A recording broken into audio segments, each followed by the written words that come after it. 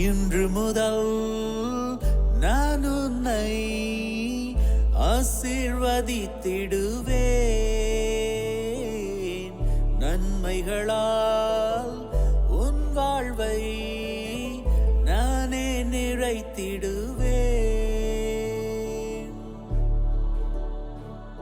இன்றைய நாள் உங்கள் அனைவருக்கும் ஆசிரின் நாளாக அமைய உங்களுக்காக ஜெபித்து நிற்கும் நான் உங்கள் அன்பின் அருட்தந்தை ரமேஷ் கிறிஸ்டி. இன்று முதல் நான் உன்னை ஆசீர்வதித்திடுவேன். நன்மைகளால் உன் வாழ்வை நானே நிறைத்திடுவேன். ஆண்டவரது இல்லத்தில் நடப்பட்டிருக்கும் பொழுது வாழ்நாள் எல்லாம் செழிப்புற்று இருப்பீர்கள். தந்தை, மகன், தூய ஆவியாரின் பெயராலே ஆமென். நம் ஆண்டவராகிய இயேசு கிறிஸ்துவின் அருளும் கடவுளின் அன்பும் தூய ஆவியாரின் நட்புறவும் உங்கள் அனைவரோடும் இருப்பதாக, ஆன்மாவோடும் இருப்பதாக. பலியிலே கலந்து கொள்ள தடையாக இருக்கும் மீறுதல்கள் பலவீனங்களுக்காக மனம் வருந்துவோம், மன்னிப்பு வேண்டி ஜெபிப்போம். ஆண்டவரே இரக்கமாயிரும், ஆண்டவரே இரக்கமாயிரும். கிறிஸ்துவே இரக்கமாயிரும், கிறிஸ்துவே இரக்கமாயிரும். ஆண்டவரே இரக்கமாயிரும், ஆண்டவரே இரக்கமாயிரும். எல்லாம் வல்ல இறைவன் நம் மீது இரக்கம் வைத்து நம்முடைய மீறுதல்கள் பலவீனங்களில் நமக்கு விடுதலை தருவாராக. ஆமென். ஜெபிப்போமாக. எங்களை வாழ வைத்துக் கொண்டிருக்கின்ற அன்பின் பரலோக தகப்பனே, உமக்கு நன்றிகளை ஏறெடுக்கின்றோம். இன்றைய நாளிலும் எங்கள் ஒவ்வொருவரையும் வாழுவதற்கு என்று அதிகாலையிலேயே தட்டி எழுப்பி இருக்கிறீரே, உமக்கு நன்றி தகப்பனே. மேலுமாக இன்று யாரெல்லாம் தங்களது பிறந்த தினத்தை கொண்டாடுகின்றார்களோ, யாரெல்லாம் தங்களது திருமண ஆண்டை கொண்டாடுகின்றார்களோ, அத்தனை பேரையும் ஆசீர்வதிப்பீராக. இவர்கள் உமக்கு தரக்கூடிய நன்றிகளை ஏற்றுக்கொள்வீராக. தாங்கள் பெற்றுக்கொண்ட நன்மைத்தனங்களுக்கு யாரெல்லாம் இந்த பலி மூலமாக நன்றிகளை ஏறெடுக்கின்றார்களோ அவர்களது நன்றிகளையும் ஏற்றுக்கொள்வீராக. மேலும் தகப்பனே, இன்று மாத்திரமல்ல, இனி வரக்கூடிய ஒவ்வொரு நாட்களிலும் நீர்தாமே எங்களோடு கூட இருந்து எங்களது வேண்டுதல்கள் விண்ணப்பங்களை நிறைவேற்றி தந்தருள வேண்டும் என்று உம்மோடு தூயாவியாரின் ஒன்றிப்பில் இறைவனாய் என்றென்றும் வாழ்ந்து ஆட்சி செய்கின்ற அவர் வழியாக உம்மை மன்றாடுகின்றோம். ஆமென். உரைவாக்கினர் ஏசாயா நூலிலிருந்து வாசகம். ஆண்டவர் கூறியது: தகுந்த வேளையில் நான் உனக்கு பதிலளித்தேன், விடுதலை நாளில் உமக்கு துணையாயிருந்தேன். நாட்டை மீண்டும் நிலைநாட்டவும், பாழடைந்து கிடக்கும் உரிமை சொத்துக்களை உடைமையாக்கவும் நான் உம்மை பாதுகாத்து மக்களுக்கு ஓர் உடன்படிக்கையாக ஏற்படுத்தினேன். சிறைப்பட்டோரிடம் புறப்படுங்கள் என்றும், இருளில் இருப்போரிடம் வெளிப்படுங்கள் என்றும் சொல்லுவீர்கள். பாதையில் அவர்களுக்கு மேய்ச்சல் கிடைக்கும். வறண்ட குன்றுகள் அனைத்திலும் பசும் புல்வெளிகளை காண்பர். அவர்கள் பசியடையார், தாகமுறார். வெப்ப காற்றோ வெயிலோ அவர்களை வாட்டுவது இல்லை. ஏனெனில் அவர்கள் மேல் கருணை காட்டுபவர் அவர்களை நடத்தி செல்வார். அவர் அவர்களை நீரூற்றுகள் அருகே வழிநடத்துவார். என் மலைகள் அனைத்தையும் வழியாக அமைப்பேன். என் நெடுஞ்சாலைகள் உயர்த்தப்படும். இதோ இவர்கள் தொலையிலிருந்து வருவார்கள். சிலர் வடக்கிலிருந்தும், சிலர் மேற்கிலிருந்தும், சிலர் சீனிம் நாட்டிலிருந்தும் வருவார்கள். வானங்களே மகிழ்ந்து பாடுங்கள், மண்ணுலகே களி கூறு, மலைகளே அக்களித்து ஆர்ப்பரியுங்கள். ஆண்டவர் தம் மக்களுக்கு ஆறுதல் அளித்துள்ளார். சிறுமையுற்ற தம் மக்கள் மீது இரக்கம் காட்டியுள்ளார். சியோனோ, ஆண்டவர் என்னை கை நெகிழ்ந்து விட்டார், என் தலைவர் என்னை மறந்து விட்டார் என்கிறாள். பால் குடிக்கும் தன் மகவை தாய் மறப்பாளோ? கருத்தாங்கினவள் தன் பிள்ளை மீது இரக்கம் காட்டாதிருப்பாளோ?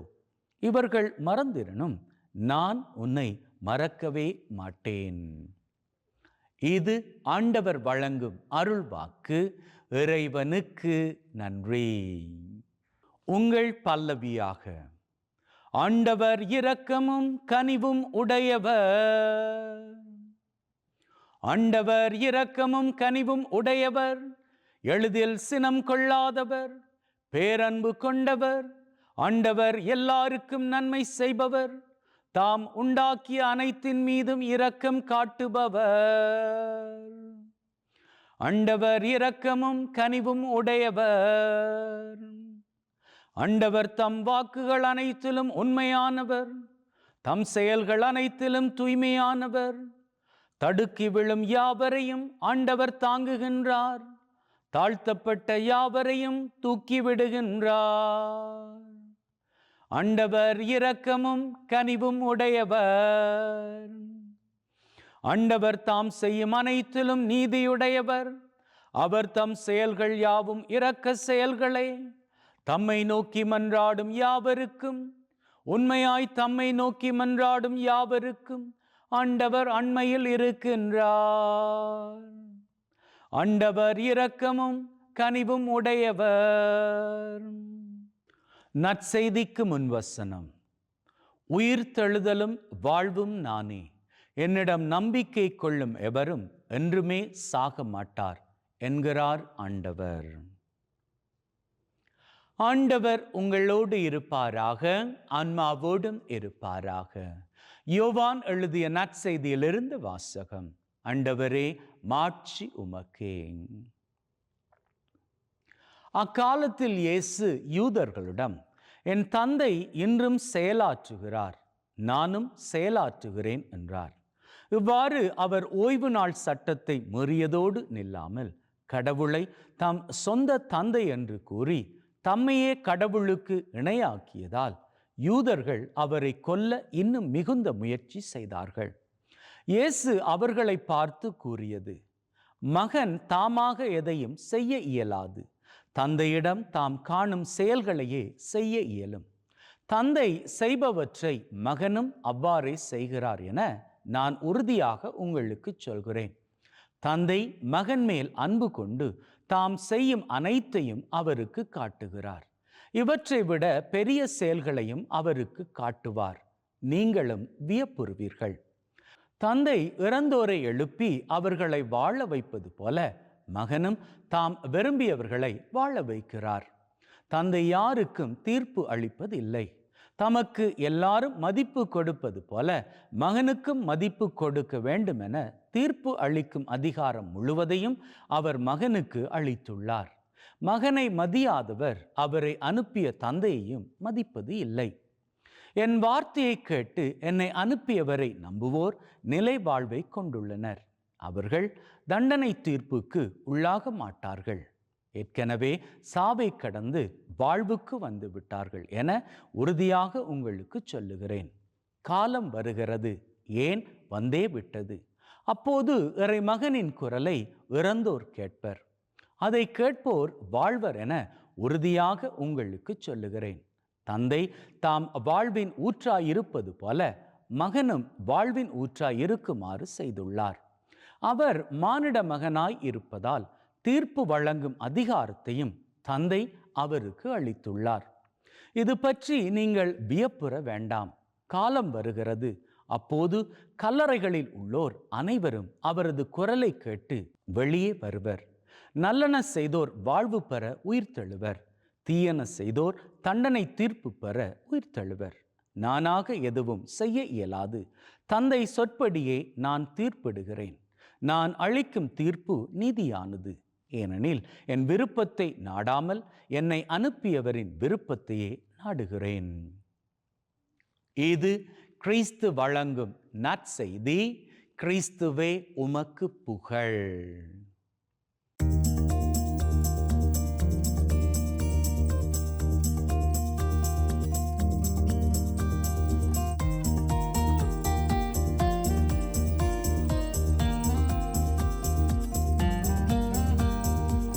அன்பின் உள்ளங்களே, இன்று ஆண்டவராகிய இயேசு கிறிஸ்து நம்ம அத்தனை பேரையும் பார்த்து சொல்லுகின்றார், விண்ணக மகிமையை பெற்றுக்கொள்ள நீங்கள் தகுதியானவர்கள். நாம் எல்லாரும் தகுதியானவர்கள். ஆனால் என்ன, நாம் பண்ணக்கூடிய தப்பான காரியங்கள் நம்மை விண்ணக மகிமைக்கு கூட்டி போகுமா அல்லது பாதாளத்திற்குள் தள்ளிவிடுமா அப்படி என்பது பெரிதொரு போராட்டமாகவே எல்லாருடைய மனதுக்குள்ளும் இன்னைக்கு வரைக்கும் ஓடிக்கிட்டு இருக்குது. நன்றாக புரிந்து கொள்ளுங்க. இந்த உலகத்தில் ஆண்டவர் உங்களை என்னையும் படைத்தது நரகத்திற்குள் தள்ளிவிடுவதற்காக கிடையாது. ஆனாலும் நாம் பண்ணக்கூடிய தப்பான காரியங்கள் நம்மை நரகத்திற்குள் தள்ளிவிடக்கூடிய எல்லா வாய்ப்புகளும் இருக்குது. அதற்காகத்தான் இயேசு ஆண்டவர் இந்த உலகத்திற்குள்ள பிறந்து நம்முடைய பாவங்கள் எல்லாவற்றையும் தன் மீது போட்டு நமக்காக மரித்து போனார்.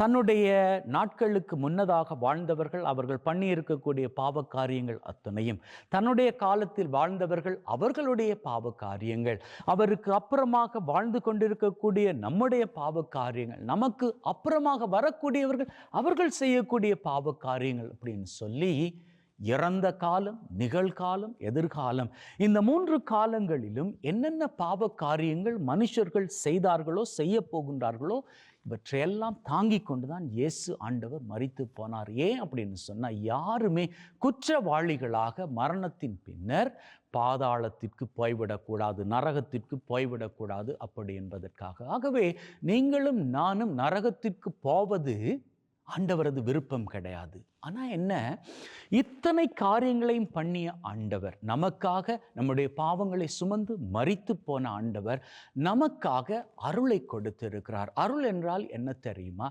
பாவம் இல்லாத நிலை.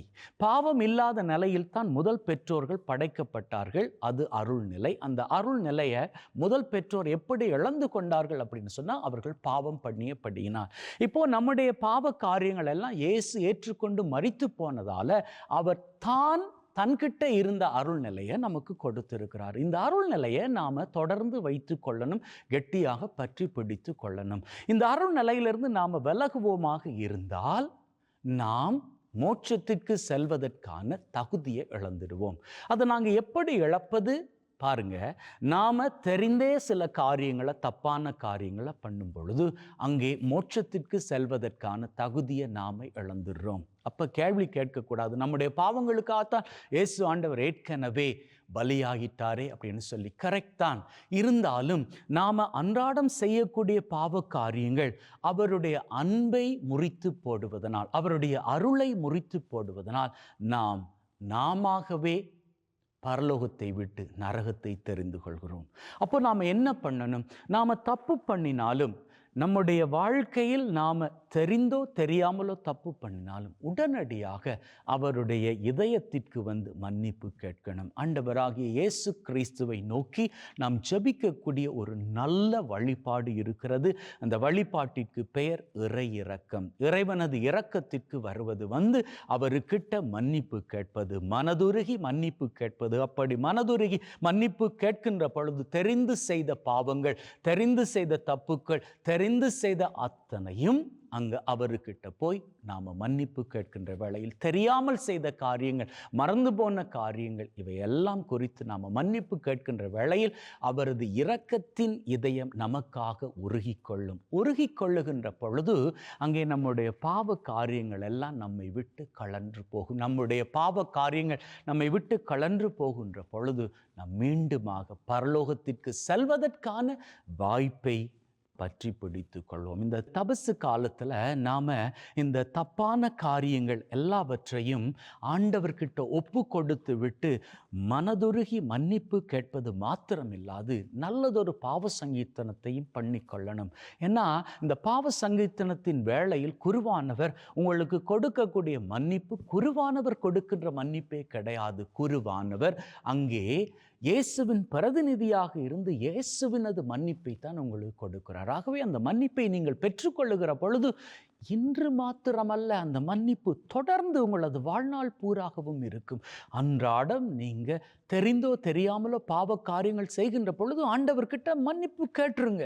வாய்ப்பு கிடைக்கிற நேரத்தில் ஓடி போய் பாவ சங்கீர்த்தனம் பண்ணிக்கோங்க. அன்றாடம் உங்களை புதுப்பித்து கொள்ளுங்க. எப்படி ஒரு வாகனம் நல்லபடியாக ஓடணும் அப்படின்னு சொன்னால் அதற்கு ஃபியூவல் தேவையோ, அதற்கு பெட்ரோலோ கேஸோ டீசலோ போட்டு அதை ஓட வைக்கணுமோ, அதே போன்று உங்களையும் நீங்கள் அன்றாடம் முழுமைப்படுத்தி கொள்ளுங்க. அன்றாடம் நிரப்பிக் கொள்ளுங்க. அவருடைய கிருபையால் நிரப்பிக் கொள்ளுங்க. உங்களது பாவ காரியங்களை முழுவதுமாக கழுவி விட்டு உங்களை சுத்தப்படுத்தி கொள்ளுங்க. நல்ல பாவ சங்கீர்த்தனம் செய்து கொள்ளுங்க. அப்படி செய்கின்ற பொழுது இன்று மாத்திரமல்ல, இனி வரக்கூடிய நாட்களிலும் தொடர்ந்து ஆண்டவரது மகிமையும் கிருபையும் உங்க மேல இருக்கிற பொழுது நீங்க இந்த வாழ்க்கையை தாண்டி மறு வாழ்க்கைக்கு போகின்ற பொழுது நரகத்திற்கு அல்ல, மோட்சத்தையே கண்டுகொள்வீர்கள். ஆமென்.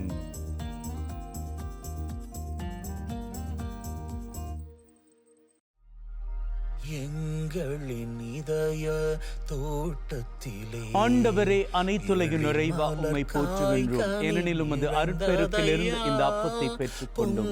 நிலத்தின் விளைவும் மனிதொழைப்பின் பயனுமாகி இந்த அப்பத்தை உமக்கு ஒப்புக் கொடுக்கின்றோம். வாழ்வழிக்கும் அப்பமாக மாறும். இறைவன் என்னும் வாழ்த்து பெறுவாராக. உன் பொன்னொளி பீடத்தில் குவித்து வைத்தோ. ஆண்டவரே, அனைத்துலகின் நிறைவா உம்மை போற்றுகின்றோம். ஏனெனில் உமது அருட்பெருக்கிலிருந்து இந்த ரசத்தை பெற்றுக்கொண்டோம். நிலத்தின் விளைவும் திராட்சை கொடியின் பயனுமாகி இந்த ரசத்தை உமக்கு ஒப்புக் கொடுக்கின்றோம். வாழ்வழிக்கும் பானமாக மாறும். இறைவன் என்றென்றும் வாழ்த்து பெறுவாராக.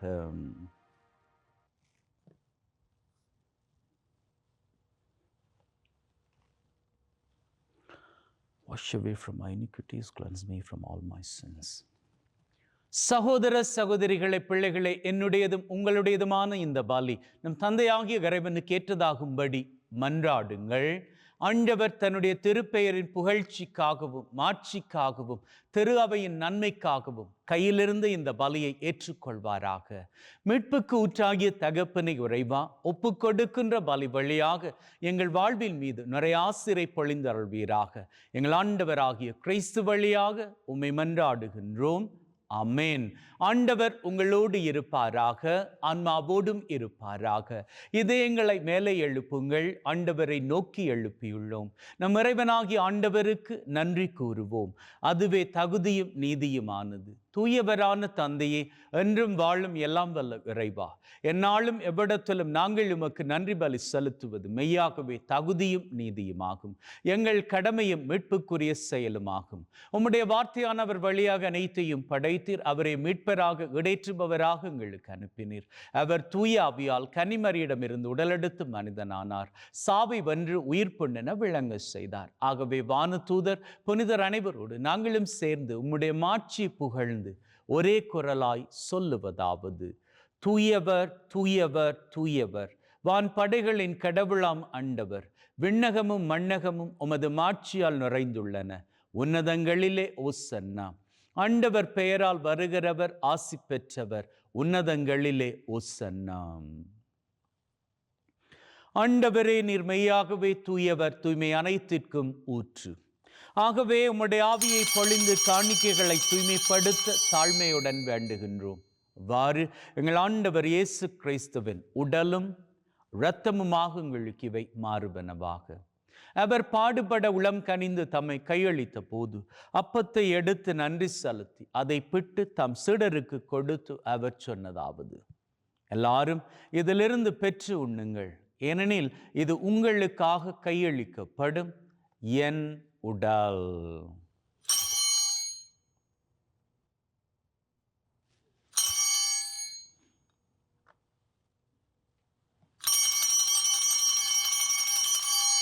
அவ்வண்ணமே உணவருந்திய பின் கிண்ணத்தை எடுத்து நன்றி செலுத்தி தம் சீடருக்கு கொடுத்து அவர் சொன்னதாவது: எல்லாரும் இதிலிருந்து பெற்று பருகுங்கள், ஏனெனில் இது புதிய நித்திய உடன்படிக்கைக்கான என் இரத்தம், பாவ மன்னிப்புக்கென்று உங்களுக்காகவும் எல்லாருக்காகவும் சிந்தப்படும். இதை என் நினைவாக செய்யுங்கள்.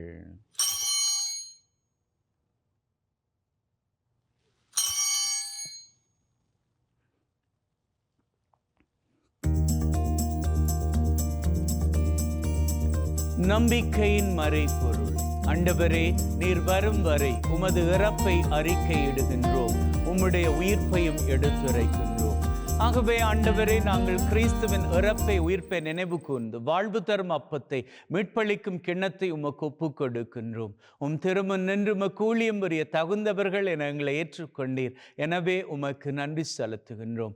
மேலும் கிறிஸ்துவின் உடலிலும் இரத்தத்திலும் பங்குகளும் எங்களை தூய ஆவி ஒன்று சேர்க்க வேண்டுமென தாழ்மையுடன் வேண்டுகின்றோம். ஆண்டவரே, உலகெங்கும் பரவி இருக்கும் உம்முடைய திரு அவை, எங்கள் திருத்தந்தை லியோ மற்றும் எங்களது ஆயர் தாமஸ், உம்முடைய குருக்கள், துறவியர்கள், பொதுநிலையினர் அனைவரையும் பரம அன்பின் உறுதி பெற செய்தருளும். உயிர்த்தெழும் எதிர்நோக்குடன் நடந்து போன எங்கள் சகோதர சகோதரிகளை, இறந்தோர் அனைவரை ஒளிர்மிக்க திருமுன் ஏற்றுக்கொள்ளும். எங்கள் அனைவர் மீதும் இரக்கமாயிரும். கடவுளின் கன்னித்தாயான மாட்சிமிக்க மரியா, அவருடைய கணவரான புனித யோசேப், இவ்வுலகில் உமக்கு உகந்தவர்களாயிருந்த புனிதராகிய அனைவருடன் நிலைவாழ்வில் தோழமை கொண்டு திருமகன் கிறிஸ்து வழியாக உம்மை புகழ்ந்தேற்றும் வரம் அருள உம்மை மன்றாடுகின்றோம். உள்ளங்களே, தெய்வீக பிரசன்னம் இங்கே. நம்முடைய தேவைகளை உள்ளத்தில் ஆழமான நம்பிக்கையோடு சமர்ப்பித்து நிற்போம். அந்த வகையில் இன்றைய நாளுக்கான தேவை,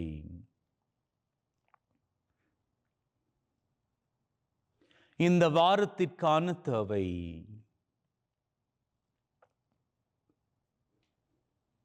இந்த மாதத்திற்கான தேவை,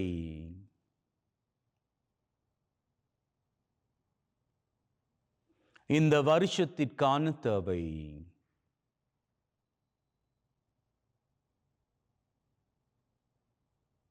உள்ளத்தின் ஆழத்தில் இருக்கக்கூடிய 3 விசேட தேவைகள்.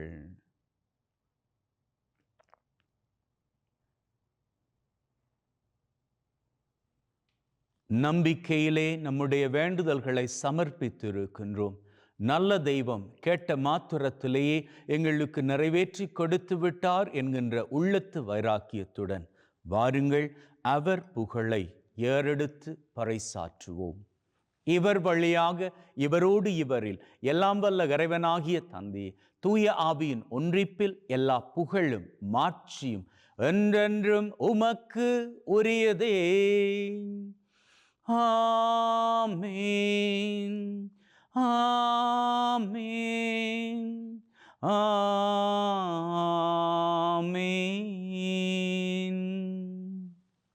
மீட்பரின் கட்டளையால் கற்பிக்கப்பட்டு தேவ படிப்பினையில் பயிற்சி பெற்ற நாம் நம்பிக்கையோடு சொல்லுவோம். விண்ணுலகில் இருக்கிற எங்கள் தந்தையே, உமது பெயர் தூயது என போற்றப்படுவதாக.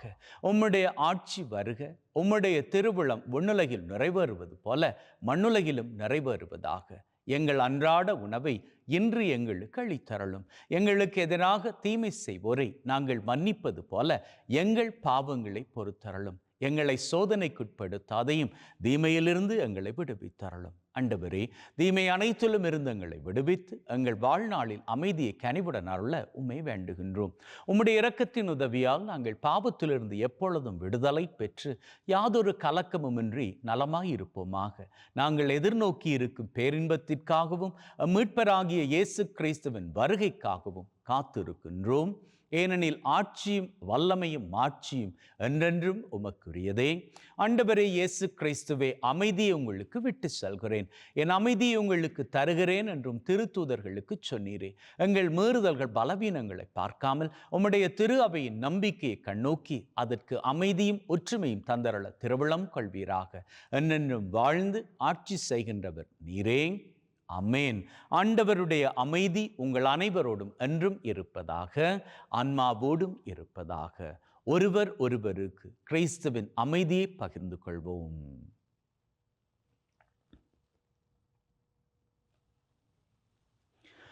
உலகின் பாவங்களை போக்கும் இறைவனின் செம்மறியே, எங்கள் மேல் இரக்கமாயிரும். உலகின் பாவங்களை போக்கும் இறைவனின் செம்மறியே, எங்கள் மேல் இரக்கமாயிரும். உலகின் பாவங்களை போக்கும் இறைவனின் செம்மறியே, எங்களுக்கு அமைதியை அளித்தருளும். இதோ நம் ஆண்டவராகிய இயேசு கிறிஸ்து இந்த தபசு காலத்திலே ஜெபத்தோடும் தபத்தோடும் பிறர் அன்பு பணிகளோடும் வாழும்படி நம்மை அழைக்கின்ற தெய்வம். அழைக்கப் பெற்ற நாங்கள் பேறு பெற்றோர். ஆண்டவரே, தேவரீர் என் உள்ளத்தில் எழுந்தருள நான் தகுதியற்றவன். ஆனால் ஒரு வார்த்தை மட்டும் சொல்லி அருளும், என் ஆன்மா நலமடையும்.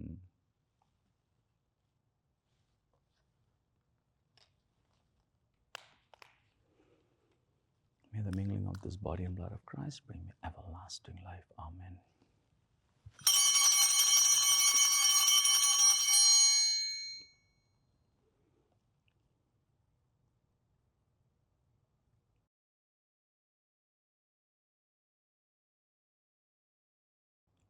ஜெபிப்போமாக.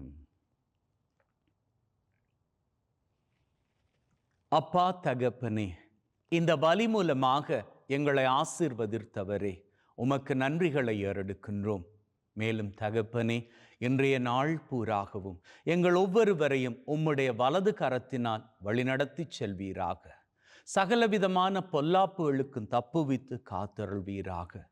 விசேஷித்த விதமாக ஆபத்துக்கள், விபத்துக்கள், தீமைகள், துன்பங்கள், அவமானங்கள், அவதூறுகள், துப்பாக்கிச்சூடுகள், குண்டுவெடிப்புகள், உடல் உள்ள நோய் நொடிகள், வைரஸ் கிருமிகளின் தொற்றுக்கள், பிசாசின் பொல்லாத கட்டுக்கள், போதை பழக்கத்தின் அடிமை தலைகள் சகலவற்றிலிருந்தும் நீர்தாமே எம் அத்தனை பேரையும் தப்புவித்து காத்தருள வேண்டும் என்று எங்கள் ஆண்டவராகிய கிறிஸ்து வழியாக உம்மை மன்றாடுகின்றோம். ஆமென். ஆண்டவர் உங்களோடு இருப்பாராக, ஆன்மாவோடும் இருப்பாராக. எல்லாம் வல்ல இறைவன் தந்தை, மகன், தூய ஆவி உங்கள் அனைவரையும் ஆசிர்வதிப்பாராக.